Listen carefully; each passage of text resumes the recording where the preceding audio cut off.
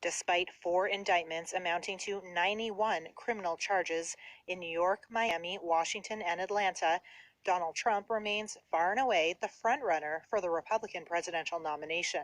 That fact was confirmed in a Reuters Ipsos poll released Friday, which showed the former president with 52% support among Republican respondents, almost 40 points ahead of his closest rival.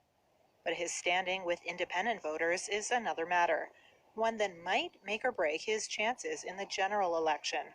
So my name is Mark Clark. I live in Arizona. I'm basically an independent voter.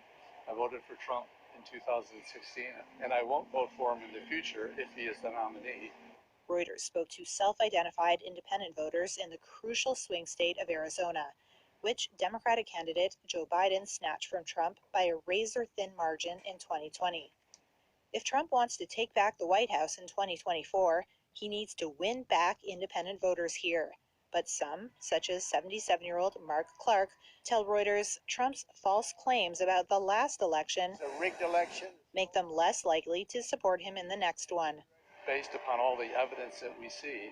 He's delusional, and I don't want to give anyone who has delusional characteristics 4 more years of presidency. Independents are now the biggest voting bloc in Arizona, outnumbering Republicans and Democrats, according to data released last month by the Arizona Secretary of State.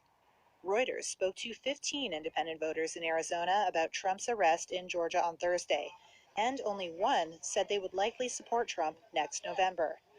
That voter said the Georgia indictment is, quote, a political hit job. But more often, they sound like Carolyn Van Oosten of Phoenix. So I have voted for Republican candidates, but also for Democratic candidates. And at this point in time, I cannot see myself ever voting for Donald Trump. Why? And that's because he just is mocking our country. He's mocking our systems. The Georgia election, I think, encapsulates everything about him, that he tried to do a power grab. That's Maureen Wood, an independent voter who's worked at the polls. She expressed sympathy for other poll workers who were, quote, terrorized by Trump supporters after he claimed there was fraudulent behavior. Others were repulsed by Trump's alleged efforts to overturn the 2020 election and what they see as his role in instigating the January 6, 2021 assault on the U.S. Capitol by his supporters. A Trump spokesman did not comment on what he described as a small, unscientific sample of independent voters.